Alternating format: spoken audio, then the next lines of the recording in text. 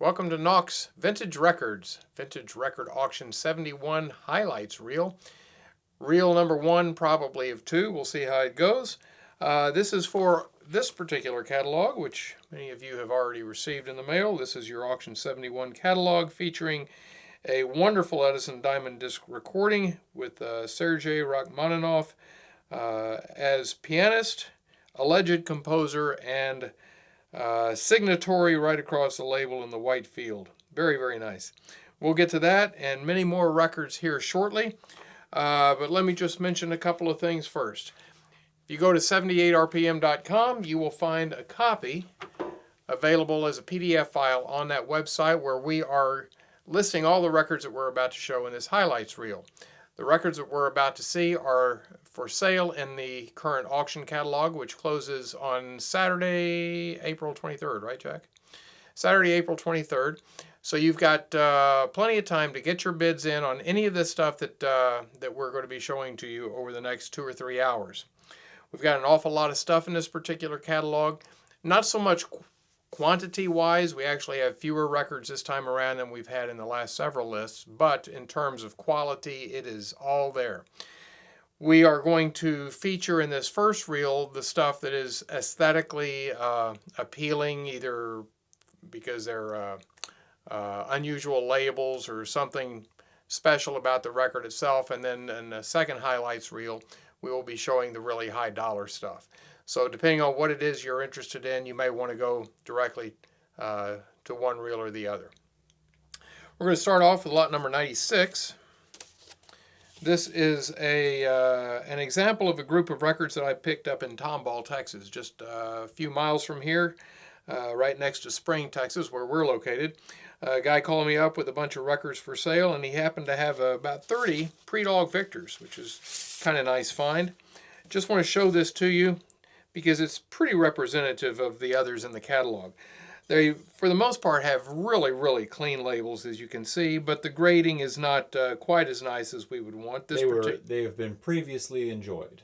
They have been. That's Jack on the camera, by the way. Hello. Everybody say hi to Jack. They typically grade in the V- to V+ range. This one grades V, so you can see some graying in the groove. It still plays well. You'll hear a little bit of distortion, especially there in the beginning, but well cared for records. They've been played well, but they're not all beat up. So I just want to show that as an example. If you happen to be interested in these early Pre-Dog Victors in the catalog, that'll kind of show you what you're going to get into. So that brings us to the next section, which is our Uncommon American Record Labels section. This is something that we feature in every highlights video because people who collect labels kind of want to see what the varieties are and the condition of the label itself. So we're going to go through those. We're going to go through quickly, but before we actually start on that, let me just give you a couple of comments having to do with this section in this particular catalog. For the last 30 years, I have been collecting pre-war American record labels as a research collection. Those labels were used when Allen and Sutton and I published the American Record Labels and Companies Encyclopedia back around, I think it was 2001 perhaps or so when this came out. But the encyclopedia was published and it had a CD-ROM in the back, the American Record Label Image Encyclopedia, also known as ARLE. And this CD had over 1,000 full-color images, all of commercially issued American pre-World War II record labels. So it didn't include, for the most part, ethnic stuff and children's stuff and special pressings, picture records, that sort of stuff. It was just regular commercially issued American pre-war labels. That collection we've continued to add to and upgrade in terms of label condition for these 3 decades. And commencing with this auction, we are now selling it. So it's much too large to put in one catalog. So this particular catalog features records, record labels from A to C. It's not, we're not including Columbia because Columbia obviously is a very big label and we'll do that separately. So any American record labels pre-World War II, beginning with the letters A through C, are featured in auction 71.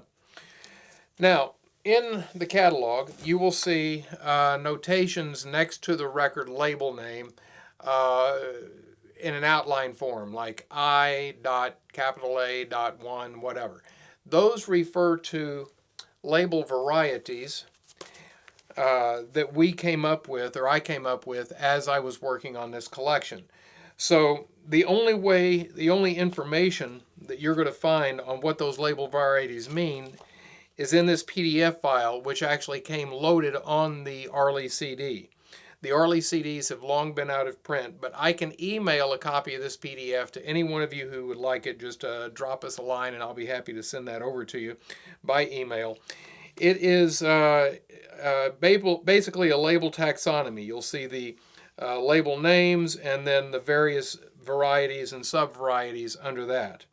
So when we say that something is a Crown 1 IC or whatever it might be, or here's a Crown I or II, you can look at this and tell exactly what kind of label variety it is that we're referring to. As we are going through these labels and putting them into the database, we are updating that. So we're making some corrections, we're making some additions based on records that have come in since that thing was assembled 20 years ago. So we will be giving you the most up-to-date version of that PDF. And as we continue to go through the labels, as Jack is entering them into the database, we'll continue to update that document. All right, so let's begin. We're going to start off with the Acme label. A lot of these you have seen in our highlights videos in the past. Album of Memories, Amco, American Record Corporation, or a company that is, Hawthorne and Chevley product. Here's Amphinola. This is actually a Regal label with an Amphinola sticker pasted on top of the Regal name and sold in Australia. So this is a U.S. pressing configured to sell in Australia. There's Amore, a couple of different types of Amore. All right, Ansonia, a red, a purple. We going about the right speed here, Jack? A little brisk, but that's all right. We got a lot to get through, though. Here is an Apollo label. This is an IRC pressing, International Record Corporation. This particular client brand of theirs is very, very rare. I think this is the only one that I've seen. Not in the best shape, but it is what it is. Here we have a later Apollo label, unrelated. And it might just be worth mentioning that since this is a label section of the catalog, you know, a lot of times records in this category might be in here because the labels are nice. The records might be a little beat up, but the labels are... Yeah, the records and the best examples that we could find. Right. Artists' music may not be terribly consequential, but this is strictly having to do with labels. That being said, however, there's some great music by great artists on these labels, so you'll be seeing that. If you're into blues music, don't just look at the blues section. It's scattered throughout. Absolutely. So this is an interesting Irish issue of an Apollo label. Again, this is the only one of these I've seen. This is actually a paste-over label. You can see how it's kind of torn up a little bit around the edges. And on the flip side of this, we have a test pressing label, U.S. Record Corporation. So that's kind of cool. One of these days we'll probably be doing a category in the auction of colored wax recordings. It's been a long time since we've done that. All right, and then another Apollo.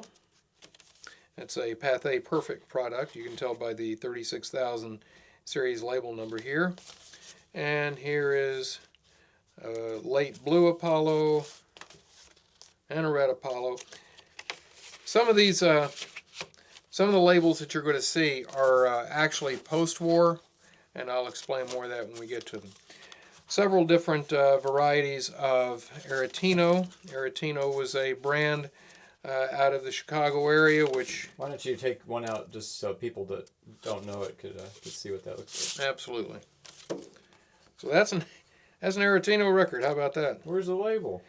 So not much of a label. Actually, it's more akin to the rim of a cylinder. But Aretino records like Standards, Uniteds, Harmonies were all made to fit on machines with oversized spindle holes. So you could get the machine very cheaply or even for free by saving up enough coupons. And when you got your machine in the mail, you were all excited about being able to play records, but you found out you could only play their kind of records on it. So that was the gimmick there. But here's an Aretino record that wouldn't play on an Aretino machine either. They didn't cut the hole out of it. Some of these labels may not really necessarily be so different in terms of design, but they may be pressed by different companies. Some of these were pressed by the Leeds and Catlin Company, some by other companies, Columbia, what have you. Here's Arrow. Arthur Fields, kind of a neat record label there out of New York. Here's a black Universal Arto record, a red Arto record. Here's a different black one. All of these are different for one reason or another. Hey, Kurt. Yes, sir? We might need to go ahead and move records off of the cart because there's now a shadow on top of the label. All right.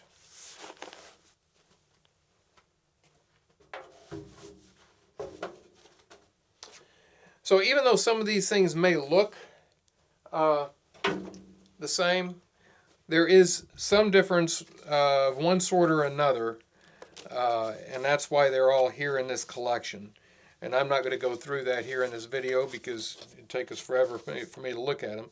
But sometimes it's fairly obscure or difficult to see. Like here we have Arto Universal record. Here we have Arto record without the Universal. There's Ash. Ash is a very late label for this particular collection.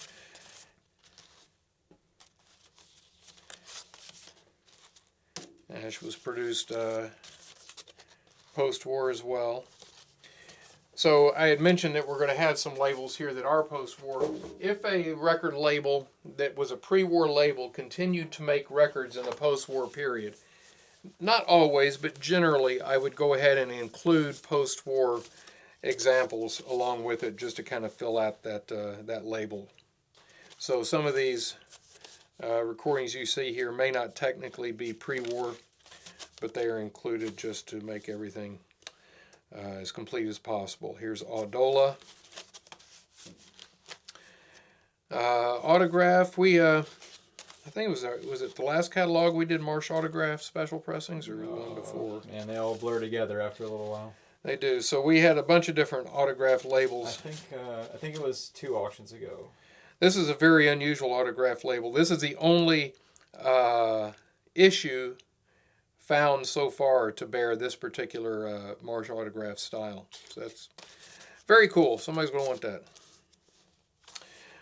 Here's another one that's, I believe, the only one that was issued, or the only issue that this label was used, where it says the originators of electrical recording there at the top.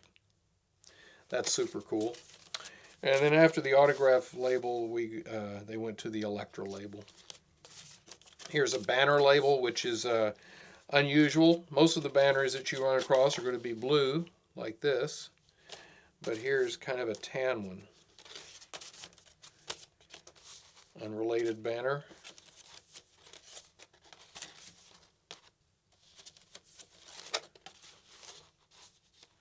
And so forth.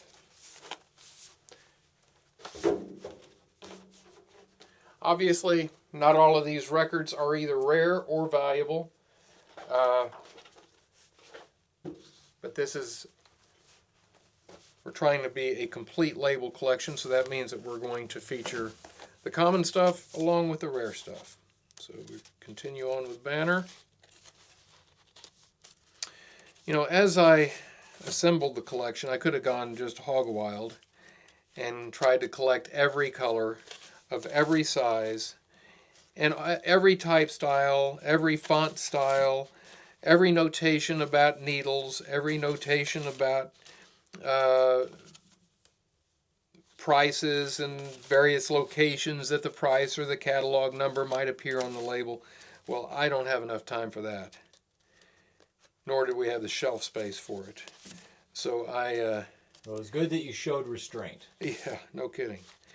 So it's only really the major varieties, or what I would consider to be relatively major varieties. Others might take issue with some of my decisions, but anyway, it is what it is, and this is what we have. It's certainly well over 1,000 examples in the collection as a whole.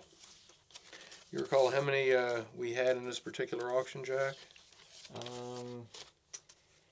It goes from like 370 or so up to about 550. So maybe like 250 of them. All right, so Something 250 or so for A through C, not including Columbia. So this bell, of course, is totally unrelated to the previous bell that I was just flipping through. I guess that'd be more like 100, or more like 200. Well, whatever it is, it takes up a lot of the catalog. Yeah. All right, Belvedere. That's fairly scarce. I turn up the bell box. Bethlehem. I think we've seen a Bingola in one or two of the last catalogs. All right, now this is certainly a prize. Go ahead and pull it out of the sleeve because you got to see how nice this is.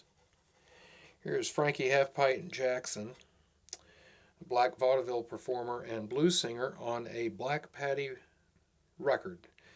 A lot of collectors have never seen a Black Patty before, and if you do, they're probably not going to look like this. This is, as you can see, in virtually new condition. Just absolutely gorgeous.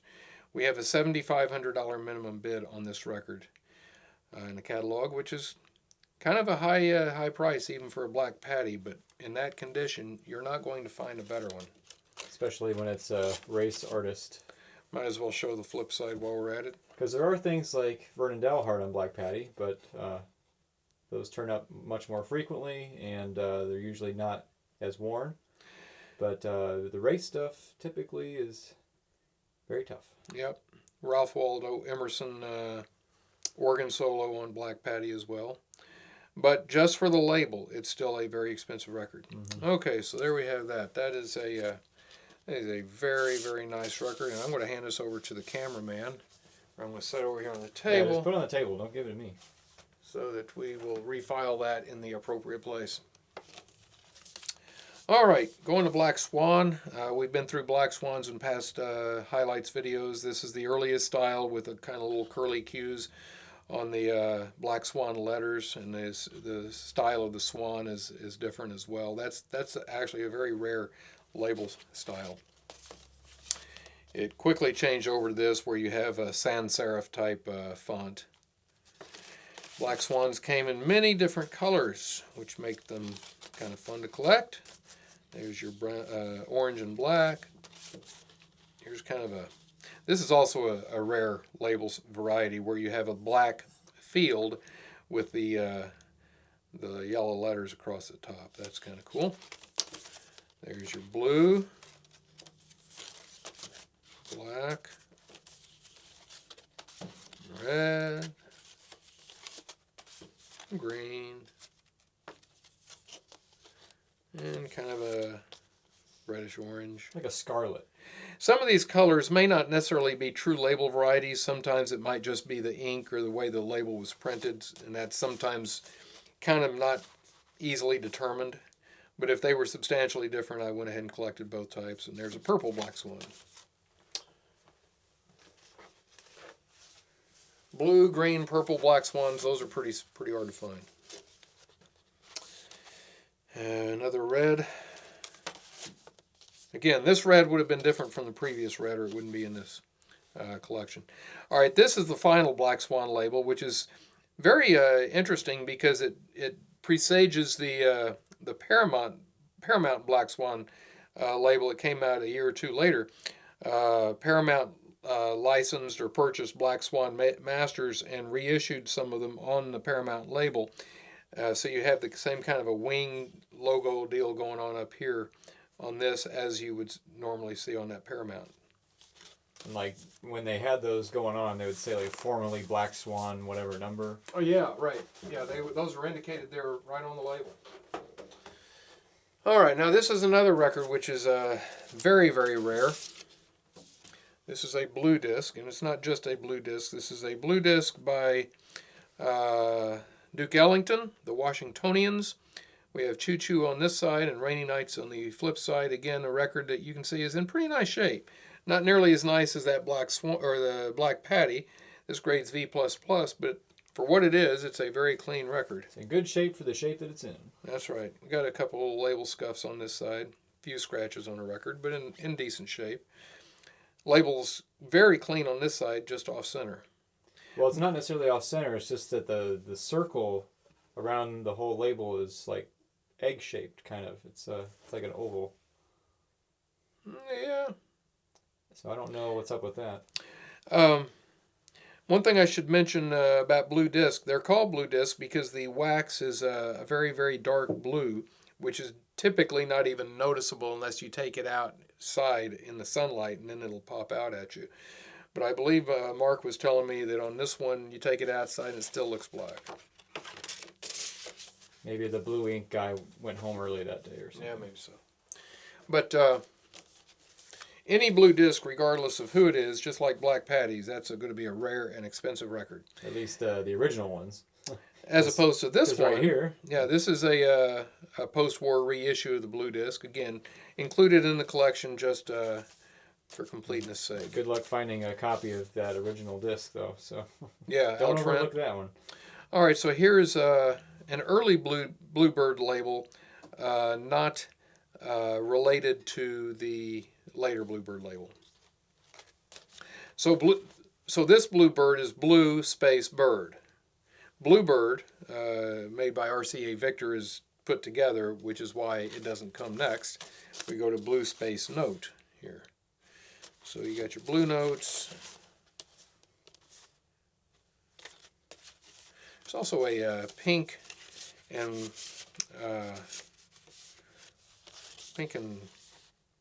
blue, right? Pink and blue. Blue note, which I believe I've got, but it's on a 12-inch label, and we're not running the 12-inch records in this catalog. We're only doing 10-inch records. We'll do 7s, 12s, and other sizes at another time. This is your very first RCA Victor Bluebird label style, and these are very rare. And there was also an 8-inch Bluebird like this. I have actually never seen an 8-inch Bluebird, which tells you how rare it is. I have probably... No kidding, probably seen more 78 RPM records than any person on the planet. But I have not seen an 8-inch Bluebird. I've seen 8-inch Electrodisc, which is also rare, but not the Bluebird. Here is the Buff Bluebird, which of course we see all the time. And the Green Bluebird, which is was used for their ethnic series. Like I mentioned before, this collection really doesn't include ethnic records, but if the ethnic series was part of a commercial label like that, I will include them. If the ethnic series was just ethnic, like the Maloof label, then that will be in our ethnic label section, and that will be sold at a later time. This is cool because here we have Lydia Mendoza, very famed Hispanic guitarist and singer, doing a song written about her, Lydia. And we played this on the Bitter Request show, didn't we? Oh, yeah. And Lydia Mendoza was featured on the American Epic Epic series, yeah. If you hadn't seen that, I'm sure it's available somewhere. It's worth looking at. All right. Later staff label Bluebird with the music staff here, and then after that they drop that, and we just go to the regular Bluebird. Do you think it was substantially cheaper for them to change the label to between the different ones, or? Well, the staff label wouldn't have been cheaper. That was just probably an artistic decision. The maybe did it have something to do with the addition of the of Nipper? So when they added the Nipper and phonograph at the top, maybe they figured they didn't have room for the staff and it was cluttered. So and the bluebird kind of fades into the background there below. But sometimes label changes were done due to cost savings, but in this case I think it was just stylistic. All right, here's a fairly rare label, the Boston Symphony record. Very nice. A few different Broadways.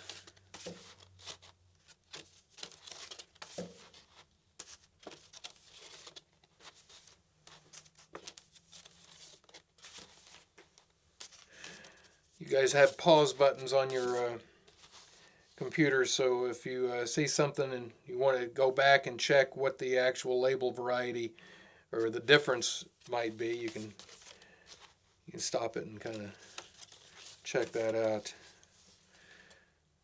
All right, now this is actually a pretty rare Broadway label. This is the ARC Broadway from the 1930s. You don't see very many of those.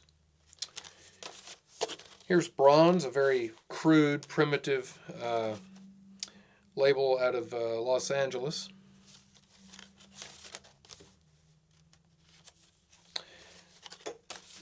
Cecil Gant was their major artist on the Bronze label. This is the beginning of our Brunswick section. There's quite a few records in there. The first Brunswick labels were vertically recorded and only issued in Canada. So here we have a Canadian vertical Brunswick. By vertical we mean that the waves of the groove are on the bottom so that they go up and down so that your needle is tracking vertically. Whereas on later lateral 78s you would have more of a V-shaped groove with waves on both sides of the groove walls so that your needle is tracking laterally. So those of you who are new to 78 collecting may not have run across those terms before, but you may have tried playing a record on your phonograph that just didn't seem to have any sound in it. And it could be because you were playing a vertically recorded record on a machine or a turntable that could only read a lateral recording. Yeah, usually that comes up, collectors first encounter that with Edison diamond discs. Yeah, your quarter-inch thick Edison diamond discs are examples of that, and your other big one is the Pathé recordings. So here is a wing style Brunswick label, and it says right here Jewel Point Record right underneath this bar.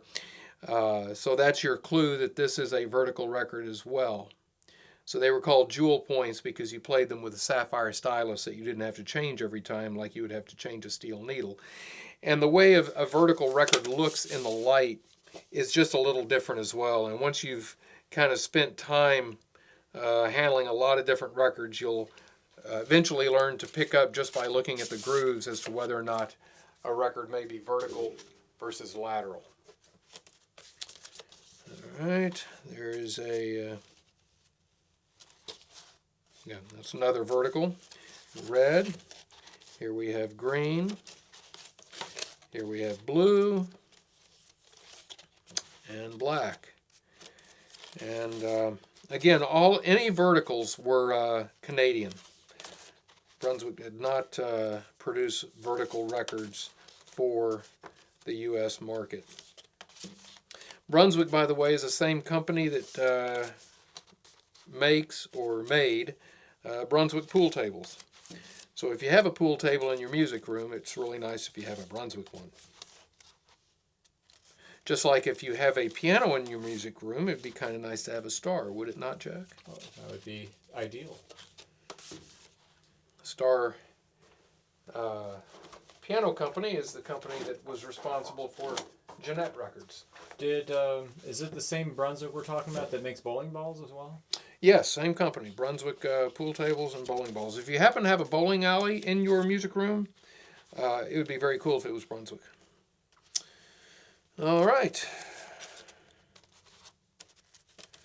So as I said, Brunswick goes on, and some of these label varieties may be a little on the minor side, but they're all different to one degree or another. Different label schemes were used for different things. That was the new Hall of Fame Classic Series. You can see that right down here underneath the Brunswick name. New Hall of Fame popular series here for the purple. Purpular series. There you go. Here is your Brunswick Lightning Bolt label that was issued with two different series. The 100 series, or the 3-digit series, I guess I should say, is the Hillbilly Country series. Here we have Old Southern Sacred Singers. And then the other Brunswick series that used the lightning bolt motif around the sides was the 7000 Race series.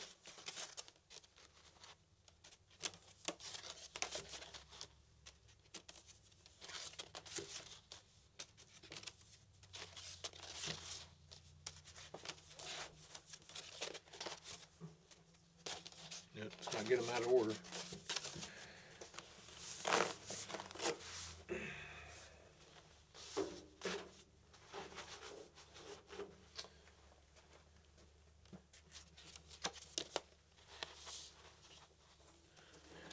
A lot of your Brunswick labels from this period in the 1930s are often with the faded labels like that. That's pretty common. And especially the lightning bolts as well.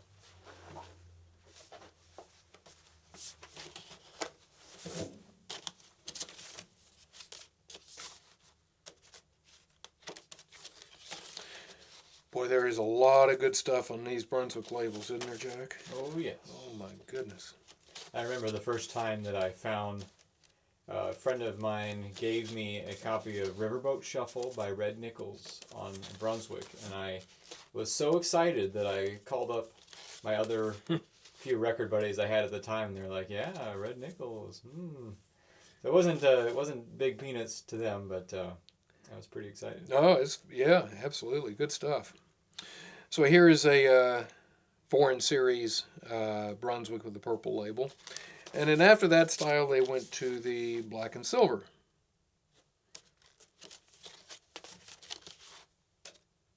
Here's a Brunswick Polydor label. Slightly different black and silver. A lot of the stuff that you find on these Brunswick black and silver labels are exactly the same as what you would find on purple label OKs. Here's a reissue Brunswick label of much earlier stuff.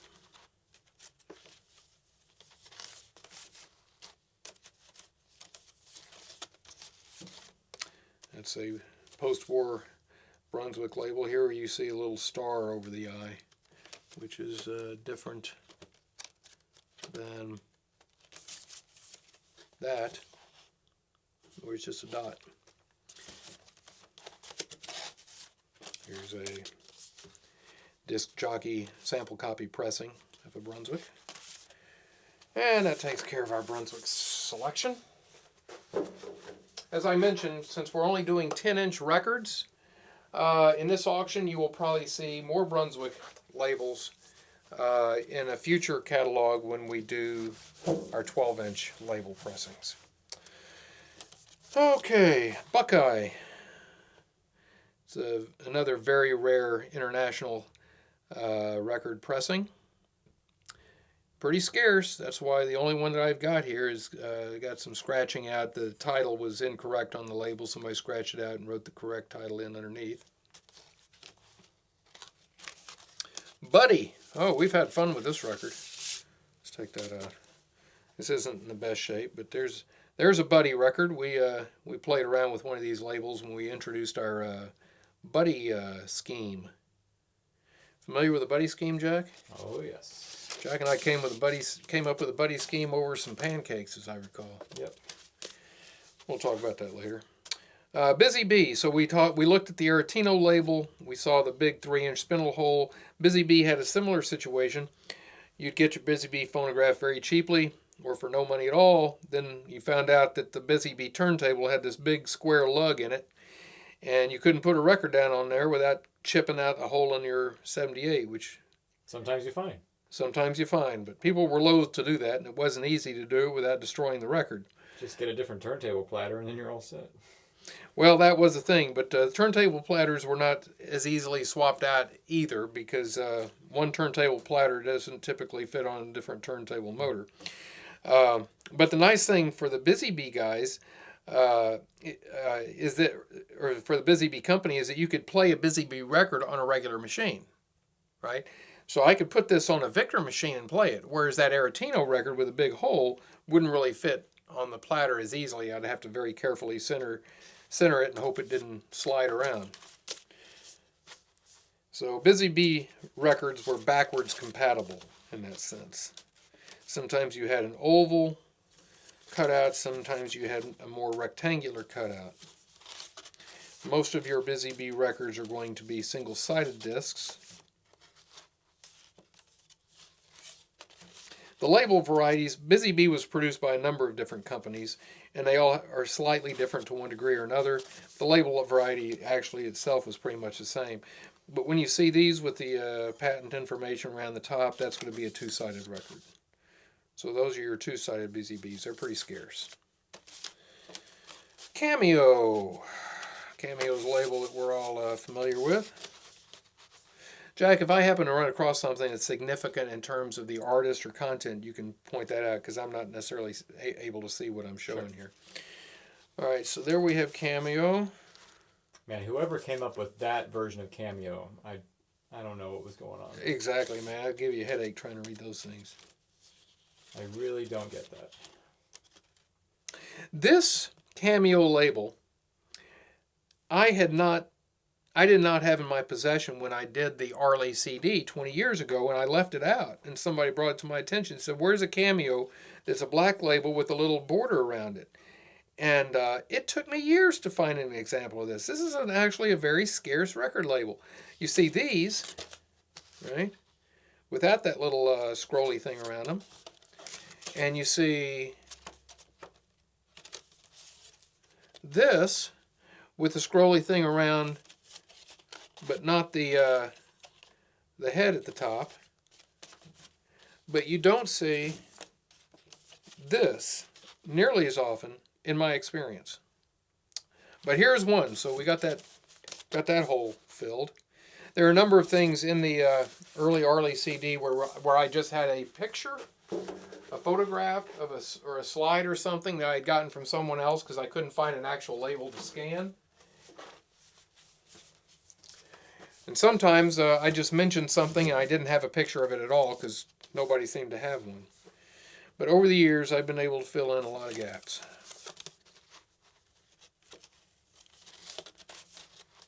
Cameo had a pretty good run. It was starting to get pretty nicely attractive label there. Capitol started just before World War II, therefore they're included. And they are included, again, with examples that go beyond World War II. Here's a Capitol Criterion label. Now we're getting into the 50s style, now the late Capitol. I did not go all out by any means in the post-war stuff. All right, here's your cardinal. You'll notice your first picture cardinal had a cardinal that looked like that, which was changed to the cardinal here. So it's kind of more like looking at you in the later one. Yeah, you see a difference in the typeface as well. Kind of an Old English. Here's Cardinal. Or Carnival. Carnival, thank you. Really very colorful label. I mean, it's maybe not the greatest design, but it's just really kind of pretty. It's better than the striped Cameo. Yeah. My Man Rocks Me by the Golden Gate Orchestra. Central Records, another IRC pressing. Made for the Central Camera Company. Here's the Leeds recording on the Century label. Century is, I think that's a really cool looking label. Challenge. The big difference between the Challenge labels is the feet of the guy here. It may be kind of hard to see on camera, but his feet change a little bit. Like anybody would care, but some crazy record label collector like me is going to care. His mama cares.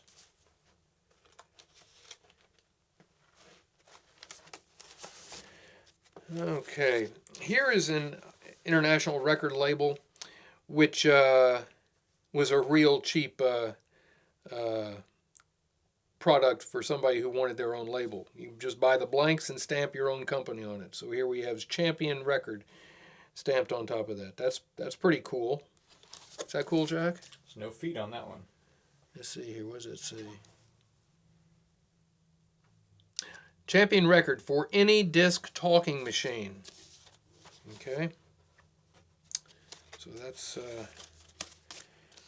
that. Here we have totally unrelated Champion, product of the Jeanette Company, Star Piano, as we talked about earlier. Speaking of Star, in the early 20s, there are so many different labels that advertise that you have to play it vertically or that they play on any machine because the grooves are recorded kind of both ways. And certain ones have to be played with a sapphire stylus and everything. That's all to do with a lot of legal patent fighting and whatnot, litigation that took place in the early 20s. And Star Piano and Jeanette was a company that took on a lot of the big patent holders like Victor and eventually helped make the technology to make regular lateral recording possible for everybody. So Jack mentioned the universal groove, and those Artos that I showed earlier that said universal, that's what they were getting at. It had a groove that would theoretically be able to be played either vertically or laterally. On a big phonograph wind-up machine, it sounds okay. It was not a terribly successful thing. It didn't really sound okay either way, which is why it was something that didn't persist very long, but that was the idea. Champions. Okay, so your earlier Champions had the fairly large label stock, which is typical of most of your companies. Victor, Columbia, they all had a larger label earlier on, which became smaller in the 1920s. So we see the Champion label bumped it down a bit, give you a little bit more space for the recording itself. So that's your red small label. But as Champion progressed through the years and record sales started to diminish dramatically in the Depression, the red was abandoned in favor of just whatever label stock they happened to have on hand. So here we see a black label Champion. Black label Champions are very, very rare. This one is $250 minimum bid. This was one of our favorite records in the radio show.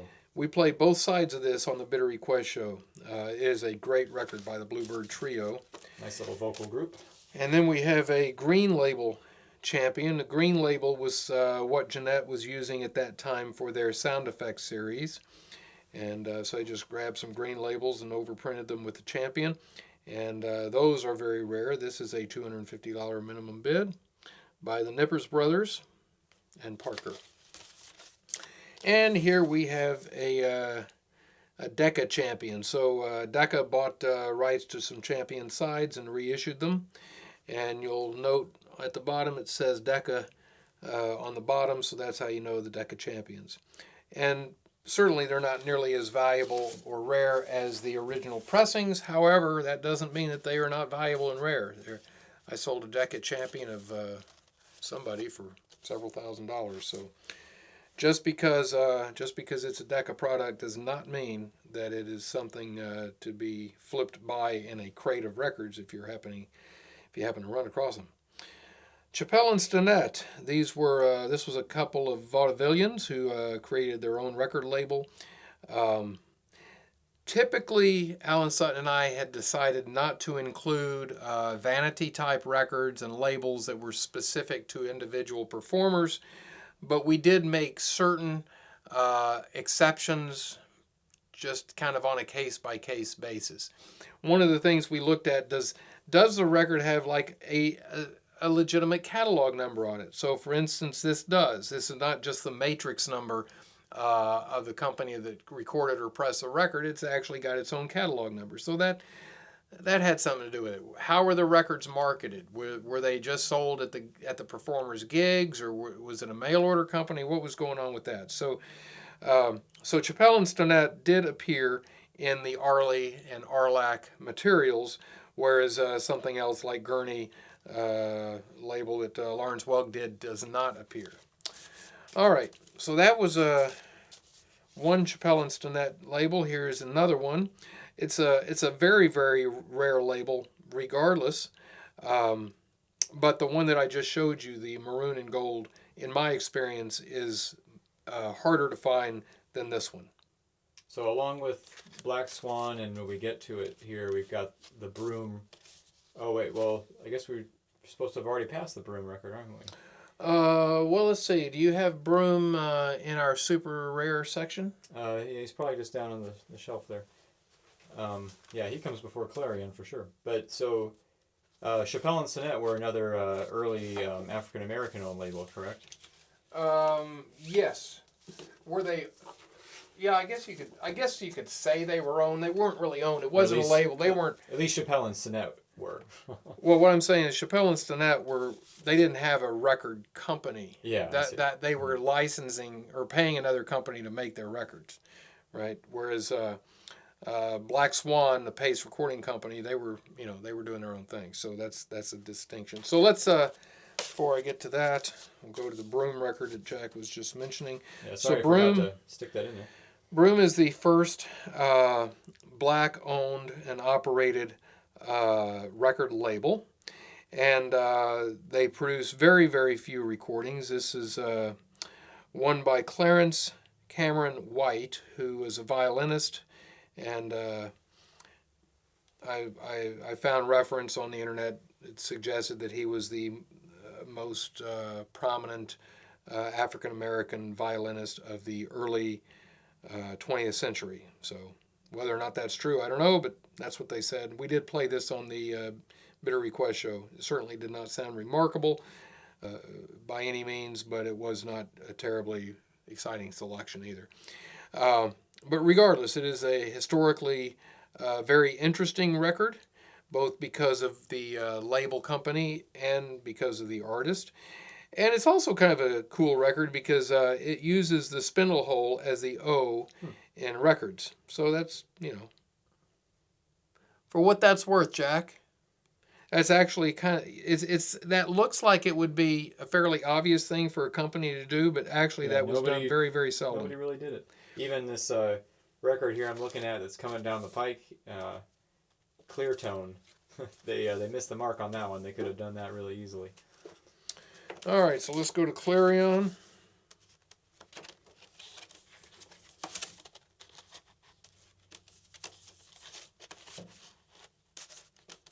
This is the early acoustic Clarion from the first decade of the 20th century. This is a later 1920s Clarion, different company.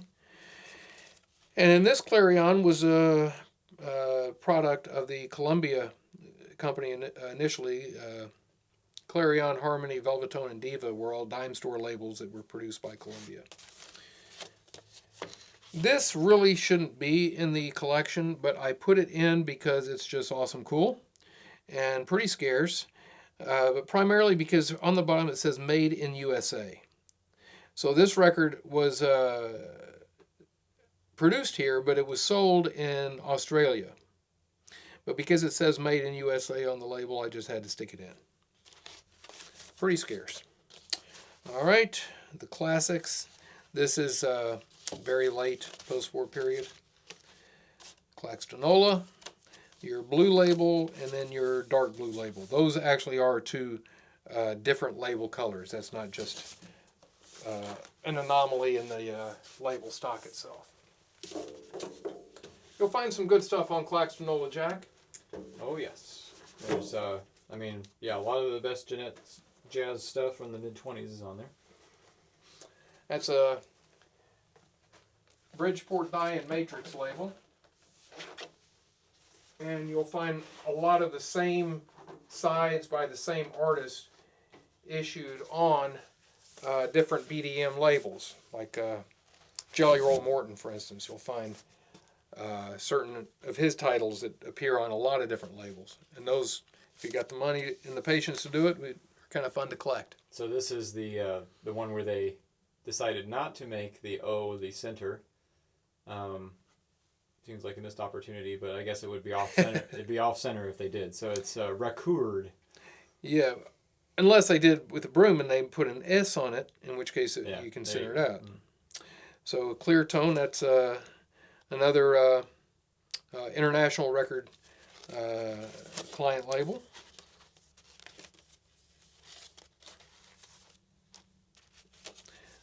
Later 20s clear tone, unrelated. The first one had a space between clear and tone, and this one does not. This also, I think this is also an example of a label that produced a universal groove, if I'm not mistaken. Yeah, it looks like the same Arto Batwing kind of design. Yeah. And Ansonia as well has that same Batwing stock. Yeah, that's a very common motif on records, that the batwing thing's going around the top. This, as you can see, is a paste over label, and this has the 85-cent price at the top, which the previous labels did not. That is not a paste over, that's pressed into the record. Okay, it's an international pressing for Clico. Very pretty label. It's not particularly rare. This is a Climax record. Now you'll find reference to other Climax American company labels. We do not have a 10-inch Climax record here in this catalog because it actually is the original Climax label is a Columbia issue, and therefore it's part of our Columbia label set, which will be sold later. But those date from around 1901. This is from the teens. The earlier Climax I referred to are all going to be single-sided. These are always two-sided with either a K or an X prefix. You've got another Climax at the end of the catalog, which is produced by Blue Note, which is, correct, of course, unrelated. All right, here we have Clover. Commodore Music Shop. Commodore Music Shop was an establishment in New York City, very famous, and they decided to release records themselves, oftentimes utilizing earlier jazz pressings that they reissued. Here's your later Commodore, which is much more common, and you see what do you see? Yeah, Classics and Swing right under here. On this one you will see Celebrity Series on the blue label one.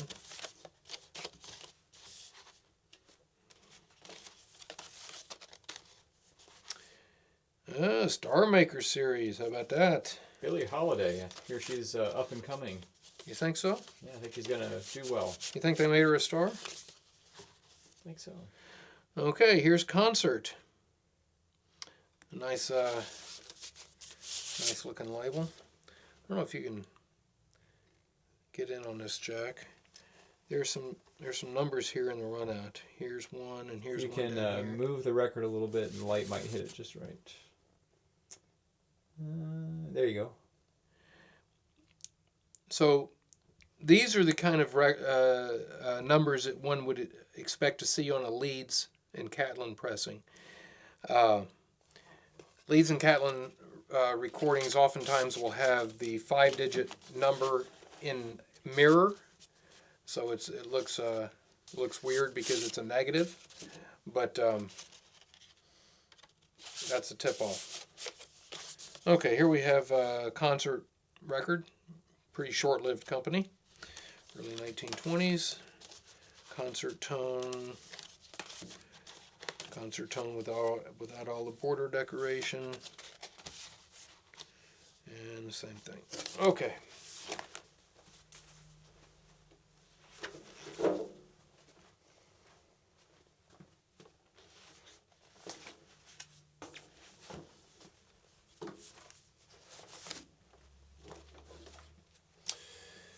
Coming down to the end of our label section. Connorized. Now this is rare. I've seen plenty, well, I don't know about plenty, but I've seen quite a few red Connorized. But this is the only blue Connorized I've ever run across. So I think that's kind of cool. I don't really know of much difference. This says dance record and is a pop tune. This one is an Italian recording, but the other red Conorize that I've seen have often been popular recordings like what was on that blue one, so I'm not sure what's going on with that. One thing that you'll find interesting with Conorized is that they have the Conorized piano roll number here as well for this particular selection. So here it says Rolli per piano 3430. So if you wanted to find a piano roll that would have this selection, that would be your order number. So Conorized produced piano rolls. They were much more into piano rolls than they were records, but they tried to kind of marry the two and profit off of that symbiosis there.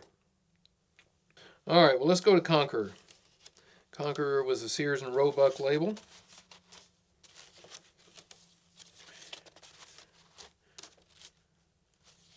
One of your later one that I just showed you, that's an ARC issue, as is this one with the small little labels from the 1930s. Conqueror started out orange and red, then went to maroon, and the last ones were black. That's very late. Consolidated was a company which, very similar to Standard, Harmony, United, Aretino. They produced records for these odd spindle machines. In fact, this is identical to a Standard label, just with a different title and color. But here's a Consolidated with a regular spindle. So this is your regular spindle hole, obviously. This is your Standard spindle hole. That's half an inch diameter spindle hole.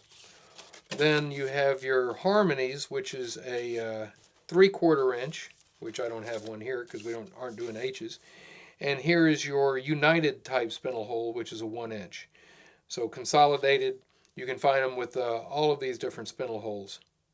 But you're not going to find it Consolidated with an Aretino 3-inch hole, but you will find it with the others. Okay. Continental. The Cook. This is probably something that shouldn't really be in the label collection. It's not like they issued a whole bunch of records. It's more of a contract pressing. Court. It's a Columbia label. Here you see the patent information on it. Here you don't. This is kind of a scarce variety without all that other script on it. Okay, here's a vertical record by Crescent. You see again the notation jewel point record here. And a later Crescent in blue. Very pretty.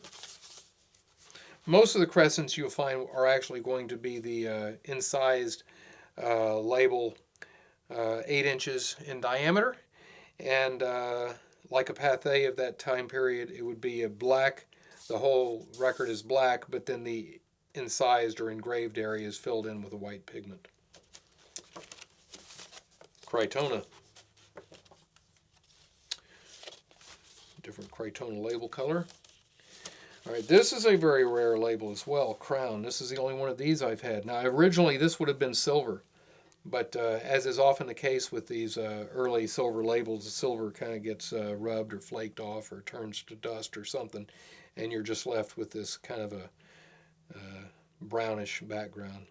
But that's a very rare label. All right, here is a later Crown.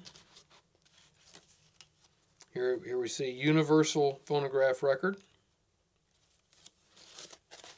The red one. And this is a Crown that was recorded by Marsh Autograph. We showed one of these in previous auction highlights when we were going through our Marsh Autograph pressings. Made by Autograph for the Thomas W. Hatch Company. I say it was made by. Was it made by, or was it just recorded by? It looks like made by. Here is the flip side of that record where you have the different numbers for the various Crown issues. To remind you of other good songs. That's kind of cool. But these were not really cheap records, as I recall. I don't see a price on here, but to pay a premium price for a single-sided disc by a relatively unknown artist, perhaps wasn't a great business decision. And then we have our later crown, again a totally separate deal. These are pressed by RCA Victor. And that concludes our uncommon U.S. commercially issued pre-war record label collection. Okay, now that we've finished our labels, let's look at a couple other things. Just hit a couple of sections in the catalog up front so that we can move on. You will find a section of test recordings. Not test pressings in the sense that let's see what this recording that we just made sounded like and whether or not we should issue it, but test recordings as in terms of recordings that were made to test equipment in the studio or phonographs or whatever. Test the recording process itself. So we have a section of these in the catalog. Here we see one on Victor. This is lot number 841. It says recorded at 78 RPM here, which is important because they need to, because this was for actual test evaluation in a laboratory, they need to know exactly what the speed was. Whereas something that was released, as we all know, it could be any number of different speeds depending on what they were doing or not doing at the time. And here we have frequency records, so continuous frequencies and so forth. And so if you play this, you're just going to hear different tones. And some of the test records, you'll hear tones going up or down or different things, all made to test studio equipment. Obviously, these are very specialty type items. Most collectors wouldn't care anything about them. But these are pretty much in demand by guys who actually use them for their intended purposes. And we have a section of them in the catalog. I just thought I would bring one out so you'll kind of know what I'm talking about when you see that listing in the auction. Another section that we have are the Little Wonders. And for those of you who have never seen a Little Wonder before, I thought it would be interesting to picture one of these. These are 5.5-inch recordings from the late teens, primarily. These are made by the Columbia Phonograph Company, but not with the Columbia name. Little Wonder is the label name on these. And we have, I think, over 100 of them in the current catalog. The very earliest ones have this engraved label.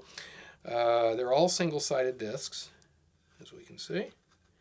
And people, when they run across these, assume generally that they are children's records because they look a lot like the children's records from that time period. But in fact, they are not. These were intended for the adult market, which is why you'll find things like Alcoholic Blues and stuff like that on them. It's basically just severely truncated versions of popular tunes from the day. Typically, they're not credited to the actual performer, but in many cases, the performers on these are very prominent recording artists, like Little Wonder number 20, which would have come out with a black engraved label like this, is by Al Jolson. The later ones had paper labels like that. I think why people think that they're kids' records is because of this label, the orange one, because it has like a little baby on it. Well, that's certainly a good possibility. Yeah, you see it very much looks like a little children's disc there. But that in fact really was not the case. I believe you.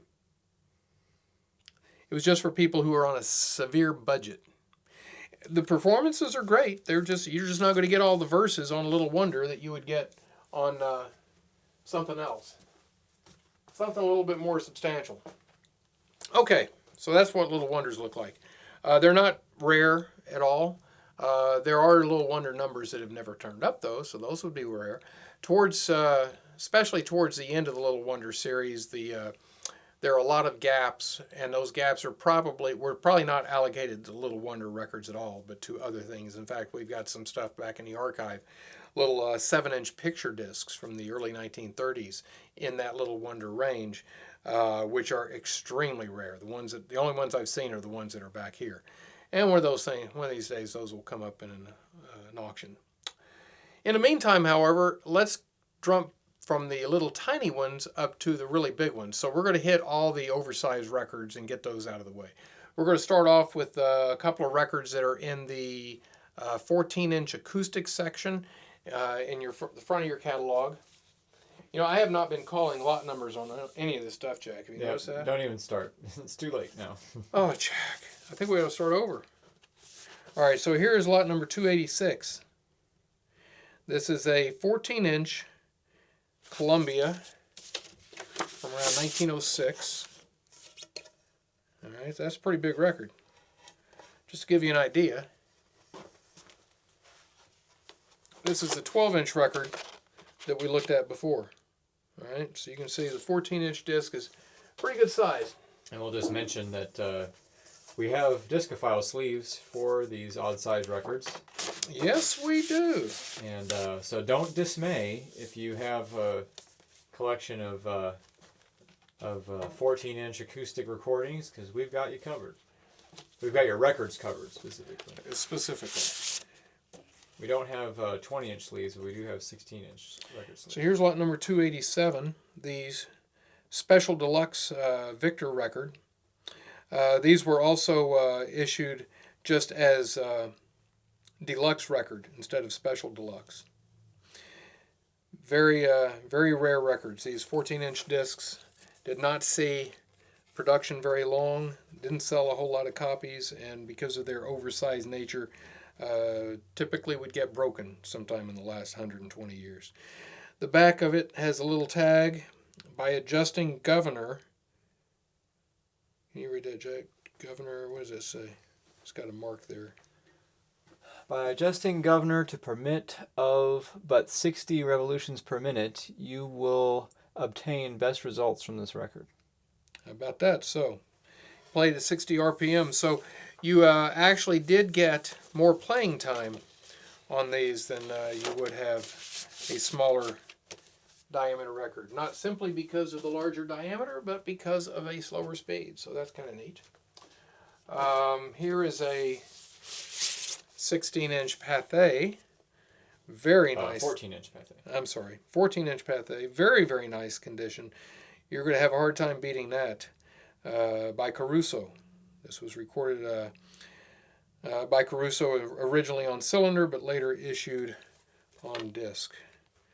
And the larger the Pathé disc, because these things were issued in various sizes, same selections, pantographed from a large master cylinder. The larger the disc, the better the sound quality.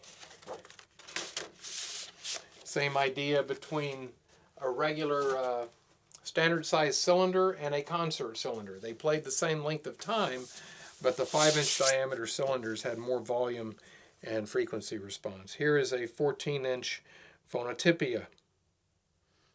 Okay, it looks like we have a little edge flake down here to 6 playing grooves.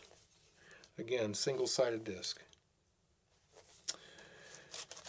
Okay, so those are our 14-inch offerings in this catalog, or at least some of them. Now we're going to go to our instantaneous section. Instantaneous records are records that were made instantaneously. By that we mean a record that was recorded at the time specifically for that purpose. So up to now, all the records that I've shown you are not instantaneous records. They were recorded onto a wax master, and then through a series of processes, ultimately a metal stamper was created to press the disc. Instantaneous records are not pressed. So you record them on a lacquer-coated blank, generally speaking, and then that is your final product. Now that can be plated and turned into a stamper to press discs, but in which case those are master pressing or master recordings for that purpose. But the ones that I'm about to show you are not of that nature. These are instantaneous recordings that were done for other purposes. So these are all going to be 16-inch that I'm showing to you. Not all of them are particularly remarkable in the way that they look, and may not even be a whole lot to say about them in terms of their visual aspect. This is lot number 1016 in the catalog. And let me get the catalog here. This is a country recording by a group that we were not able to identify. We just say Western Swing Group. But what this is a studio recording of a band playing tunes. And what's really cool about some of these records is the fact that you'll find tracks where they play the entire selection straight through, as you would normally expect to hear. But other tracks that are called breakdown tracks, where they'll stop in the middle of it, they'll make corrections, somebody will play a wrong note, somebody will, knock over his music stand, who knows what will happen. And this recording is interrupted, and then it'll start up again, and there will be chatter back and forth. Hey, why don't you move the guitar a little bit closer to the center, or whatever it might be. And so they're kind of windows into the whole studio recording process, and just really a lot of fun. You'll hear some really neat stuff on these. We did not play this one on the Bitter Request show, but we did play this one. Here we have a Soundcraft blank. This is done by Tony Martin for RCA Victor, where he is singing in this particular case Hooray for Love, which was actually issued in the 1940s. I think it was 47, 48, somewhere around there, on the RCA Victor label. But here we have him practicing that with the band. And again, they will stop and they will start and they'll do some commentary and so forth. And we did play that. However, did we play that in the broadcast version, or did we play that in the... I think you played it in the broadcast. I think I came in after you guys had just finished doing that. So our Bitter Request Show CDs are exact replications of what we broadcast on Radio Dismuke the 2 weekends prior to the close of the auction. So however many hours we do, in this case it was probably, 13 or 14 hours, that is going to be broadcast. But then when you buy the CD, you're going to get some bonus material this time, which was not broadcast. And we have some really cool records on that in that broadcast, or that bonus material. So the CD is $20 for 14 hours worth of music. We play about 150 sides. That is a bargain any way you look at it. So I encourage you to pick up one of those. It's MP3 files that come on a CD. You can play it through your computer or any device that'll play MP3s. Okay, getting back to the business at hand. This is lot number 1028 on the Empire label. This is an audition program. An audition program is a radio program that was recorded kind of like a pilot would be for TV. So we're going to put this thing together, and we're going to see if we can't sell this series. We'll see if a sponsor will pick it up. And if so, then, we'll make a regular syndicated show out of it. So this is an audition program for the $64,000 question, which did go on to become a very famous quiz show. So you may have seen the movie called Quiz Show. I think that was what it's called. And it was the story, the dramatized story behind the big quiz show scandals of the 1950s, where contestants were given answers ahead of time and so forth to boost ratings. Not that probably doesn't go on today as well, but it was a big thing back then. Was $64,000 question one of the shows that was caught up in that, Jack? I believe so. So that's kind of a cool record. What do we have here? Okay, this is something that was probably recorded after the fact. Here we have the President on his birthday. This is recorded for FDR. The date on this is January 30th, 1943. I presume that to be correct. I can't guarantee it. But here you have America Salutes FDR, and you have all of these different performers on here. Crosby, Sinatra, Jimmy Cagney, Bogart, Gene Autry, Fibber McGee, Molly, Artie Shaw, Sammy, I guess that's Sammy Kaye. Looks like Sammy Kaye's orchestra, and so forth. So it's just a really neat variety show, and these variety shows, especially when they're done for some commemorative purpose or to honor somebody, are always a whole lot of fun.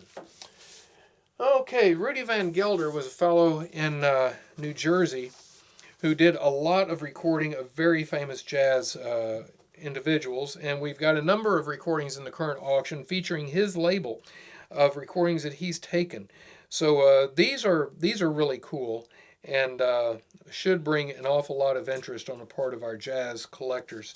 This is lot number 1035, Mildred Bailey Show, Gene Krupa and Spotlight Band. So this would not be one that he himself recorded. This may be a dub that he made or an air check of those shows. But there are other Van Gelder recordings in the auction that were done specifically by him. Here is an interesting 16-inch label, air check Electrovox of the Jack Benny program from March 26, 1939. Any pre-war radio stuff is very collectible, especially things that are outside the scope of your just typical music library discs. I only unfortunately have 2 parts to this show. I don't have the complete show, but still it's a cool label. And look at this side. This label right here popped off of this side. That's why you see this brownish. That would have been the glue. And the Voxite disc. Voxite, it says, is a newly perfected cellulose coated disc developed and manufactured by Electrovox. All right, so our next deal. This is an example of a Metropolitan Opera broadcast. I do not see a date on here, but this is the entire opera, I believe, of Madame Butterfly. Is that what it says? All right, so what you see here, these were not made to sell. So nobody took any care in terms of making up really fancy labels or anything. Again, these are instantaneous recordings. So this is very likely an air check off of the radio as the opera was being performed. What you see here is palmitic acid, which leaches out of the lacquer. This is very common on instantaneous records and can be removed with an ammonia solution. Like as you can see, like it's already rubbed off a lot because just of the paper, it rubs off really easy. Yeah, if you look at that, you can get that off and get right down to a brilliant surface, which means that these things would reproduce beautifully. It'd be very, very quiet pressings, but you'd have to clean all this stuff off. And over time, this stuff will come back. So typically, you don't really worry about it until you're wanting to play it or transfer the recording. Then you clean them up well, you make your transfer, and you're done with it. But that's very common. It is not something that is a negative factor in terms of the value of the recordings. It's just goes with the territory. It's not like what is typically thought of as mold on a wax cylinder. That stuff is eating into the cylinder and it doesn't come off and it destroys the sound quality. That is not true for this situation. All right. Lot number 1124 is just a really cool label. The content isn't all that great. It's National Orphans Home, Junior Order United American Mechanics, Tiffin, Ohio, narrator, whoever. But it's just a neat label. Look at that. Lindbergh Recording Service. Or Lindenberg. Lindenberg. Oh, Lindenberg. You know, I think it says Lindbergh in the catalog, Jack. Might need to make that correction. Out of Columbus, Ohio. Okay. Huh. I thought it was neat because it was Lindbergh. Okay, how about this?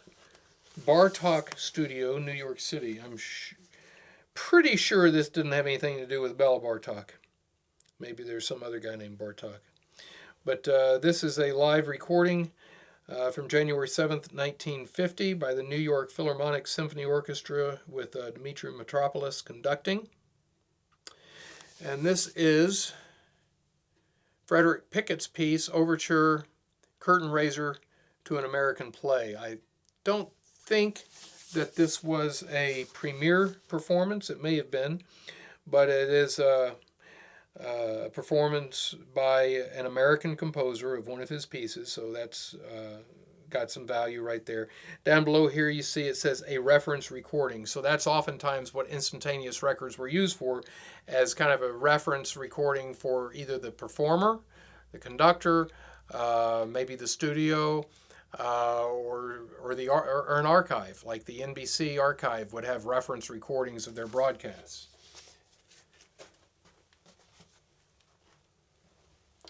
Okay, here we have, this is Jazz with Rudy Blesh, program number 14, starring Baby Dodds, Pops Foster, and a number of other jazz individuals.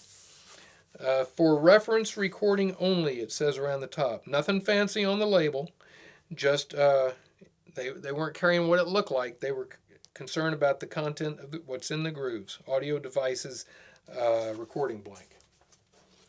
Again, that's something that's going to clean up and sound great, assuming it doesn't have a lot of groove wear, and your catalog will tell you that. So here we have a lot number 1192, which is parts. This is complete. Initially, this wasn't complete, but in putting the catalog together, we found the other coupling. So it looks like I think this is now complete. May 27th, 1941. This is a Roosevelt fireside chat on Iowa WMT broadcasting label out of Cedar Rapids. So here we see President F.D. Roosevelt fireside chat, 8:30 to 9:15. So that would be 3 sides. Each side of a 16-inch disc will be a 15-minute content at 33 RPM. $15 minimum bid on that for that amazing piece of history. All right, now we have a whole series of these. This is not an instantaneous recording. This is an actual pressing on vinyl done by the CBC, the Canadian Broadcasting Corporation.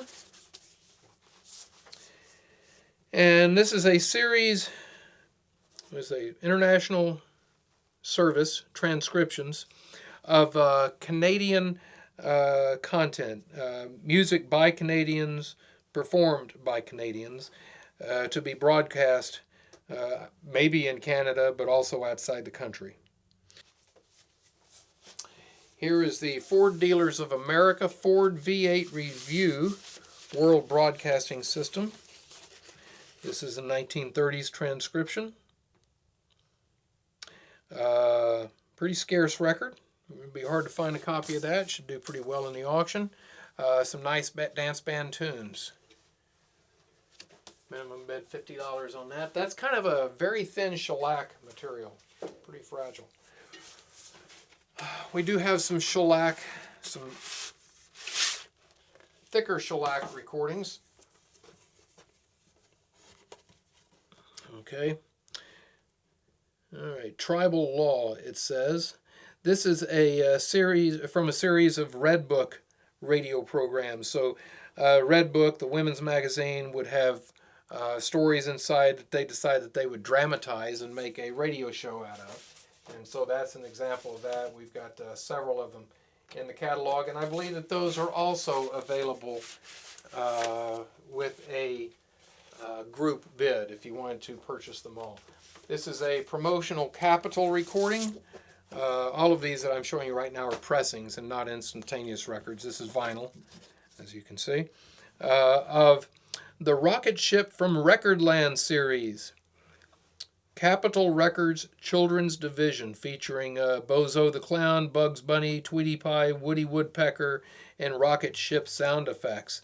This was to promote children's records issued by Capitol over the radio. And so that's kind of cool. This is a scripted show, so you'll hear the characters say something, and then there's a pause while the disc jockey says his little part, and then the character comes back in.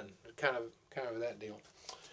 And here we have part of a set, the U.S. Air Force Serenade in Blue.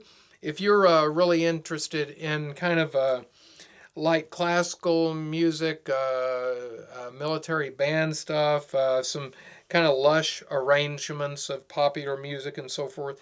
You know, kind of, I don't know, Jackie Gleason sort of in choral stuff, then this is the show for you. Some really, really nice, beautiful music. And we have a whole series of these in just brilliant condition. Look at that. That's grades E. And it's a little dusty, so it doesn't look as good as it is, but they're all just virtually unplayed. Somebody will get an awful lot of hours of enjoyment out of that set. And finally, the last of our 16-inch issues is really one of the star lots in the catalog. We have a series of 3 of these. Okay, famous comic artist, King Features Syndicate Program on a Cameo label. Famous Comic Artist was a radio program devoted to actual comic illustrators for the was it the New York Times? Possibly the New York Times. I think the catalog says. But you'll find the illustrator, you'll find Rube Goldberg. You'll find the illustrator, what's his name, of Blondie, and several others who the actual cartoonists are speaking in these these scripted skits for this radio program. It's a great idea. It didn't go over so well. They were great artists, but they were not so great in a recording studio. So they only did 3 of these shows. We have all 3 of the shows here as 16-inch single-sided shellac pressings from around 1934. And if Mark has room on the Bidder Request Show CD, you will get all 3 of these shows as bonus material if you buy the Bidder Request Show CD. So right there, I mean, those are very obscure, very rare shows. Just those 3 shows would be worth the $20 price. The minimum bid on this set is $750. Okay, now we're going to take another pause and grab another bunch of stuff.